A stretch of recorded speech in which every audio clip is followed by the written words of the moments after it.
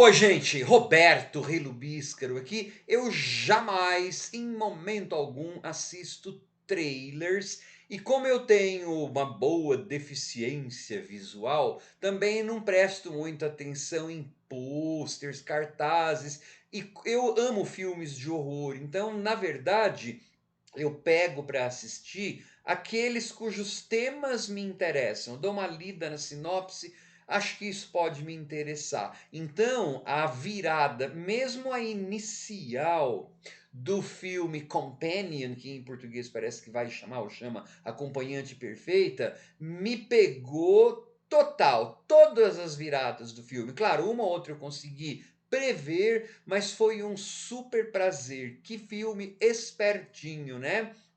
E essa personagem chamando Iris é a música lá dos Goo Goo Dolls, né? Se não me engano, toca no filme. Acho que a hora que, bom, não vou, eu vou ter que ser super vago para quem nunca viu, né? Porque eu recomendo não veja trailer nem nada, porque assim, eu não quero dar nenhum dos spoilers das viradas que tem. E aí no final toca uma música lá da Samantha Sang e dos Bee Gees dos anos 70, que eu tinha esquecido. É a que termina o filme, tudo em cor-de-rosa e tal. Eu falei, gente, existia essa música Emotion. Tive que ouvir. Foi um prazer ver esse filme que mistura vários subgêneros de forma bastante inteligente, tá? Só que antes de continuar sendo bastante vago, gostaria de convidá-los a se inscreverem no canal Robertando, curtir os vídeos, compartilhá-los, agradeço bastante. É com a Sophie Thatcher, que já se tornou uma favorita para nós que somos fãs de filmes de horror, porque ela já esteve em Boogeyman, já esteve em Maxine e alguma outra coisa que agora eu não estou conseguindo me lembrar. Tem o filho do Dennis Quaid, Jack, Quaid, pode ser? É Josh é o nome dele no filme, né? Que também tá muito bem. É assim, é um filme que basicamente desconstrói algumas coisas, porque ele começa super clichê, né? E tem uns temas que são super clichês, mas eles dão uma alterada, porque assim, começa assim, né? Acho que se eu fosse resenhar segundo a minha vontade maior e alguma pressão que eu recebo aqui no canal, eu só resenharia filmes de horror, né?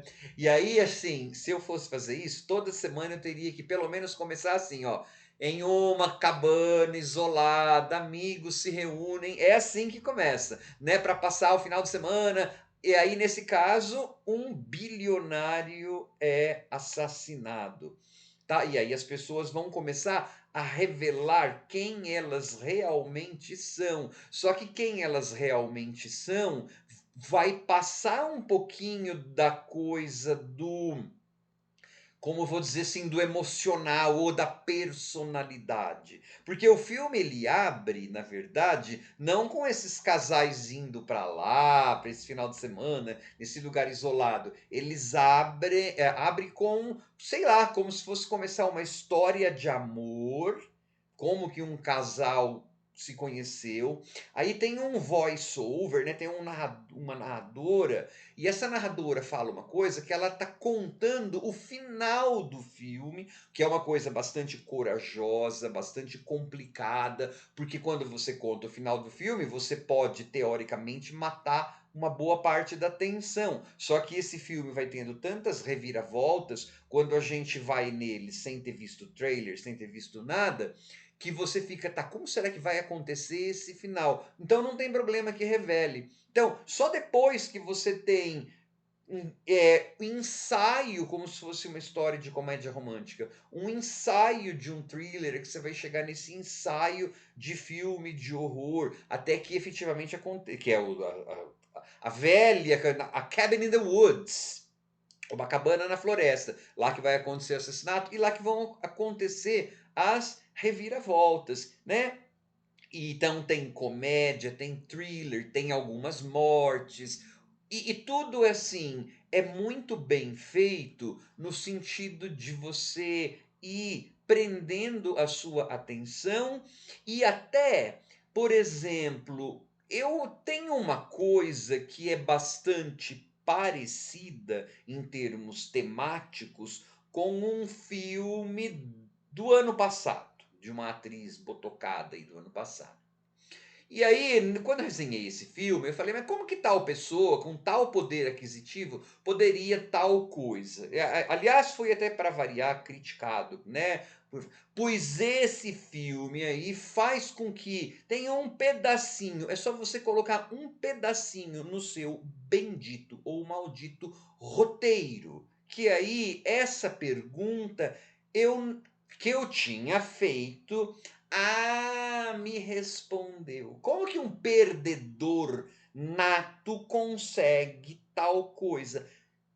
4 palavrinhas. O roteiro, ele deu conta de esvaziar essa pergunta que eu tinha. Então, várias perguntas, não é um filme perfeito, né? Mas várias perguntas que eu tinha foram sendo resolvidas, sem contar que ele é muito divertido e sem contar que ele trata de masculinidade tóxica. Na verdade, gente, é uma história, é uma breakup story, né? Uma história de um término, mas também a história de um nascimento, renascimento, de amadurecimento, é um coming of age film. Lembra que eu estou sendo bastante vago, né?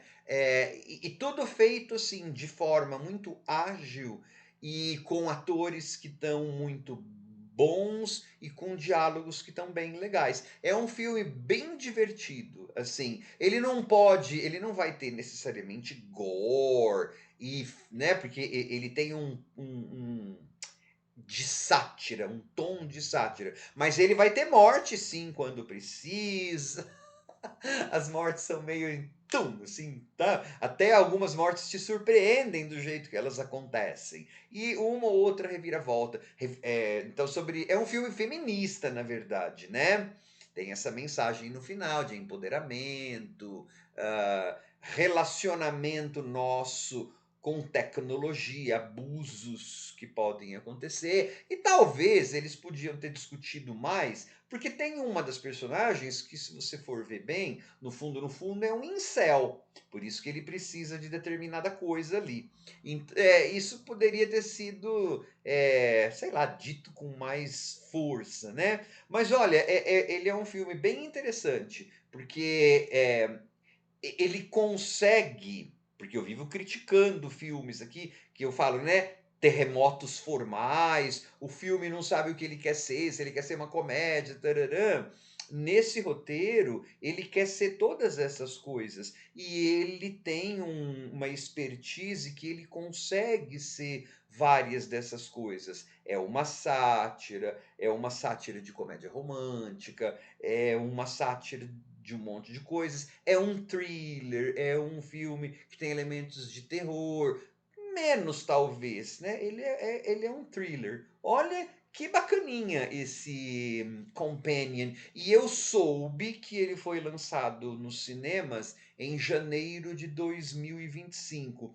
Janeiro costumava ser um mês bem gélido, né? Não só termicamente, mas cinematograficamente nos cinemas lá dos Estados Unidos. Parece que agora as coisas estão mudando, né? Janeiro parece que está trazendo também filmes bons, porque antigamente, putz grilo, quando a gente via filme que era lançado em janeiro, você falava, ai meu Deus, parecia assim, era o cemitério, a lata de lixo de filme que o estúdio não sabia o que fazer, lançava nesse mês, né? Olha para esse filme aí ter sido lançado em janeiro, e eu lembro que o Megan fora lançado em janeiro, e pelo que eu sei, em janeiro também saiu uma ou outra coisa boa de horror lá nos Estados Unidos. É que eu não sou o cara que fica mais assim, né, seguindo novidades. Eu vou trazendo aqui no canal conforme